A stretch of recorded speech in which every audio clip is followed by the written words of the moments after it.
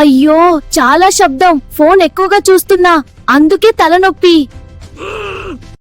భయపడకు, విశ్రాంతి తీసుకో, అవసరమైతే పారాసిటమాల్ తీసుకో. అచ్చు, చల్లని గాలి వల్ల జలుబు వచ్చింది. నాకు దగ్గు కూడా వస్తోంది. వెచ్చని నీళ్లు తాగండి, అవసరమైతే కఫ్ సిరప్ తీసుకోండి. ఇప్పుడు బాగుంది. అయ్యో నాకు జ్వరం వచ్చింది, వైరస్ దాడి చేస్తున్నాయి.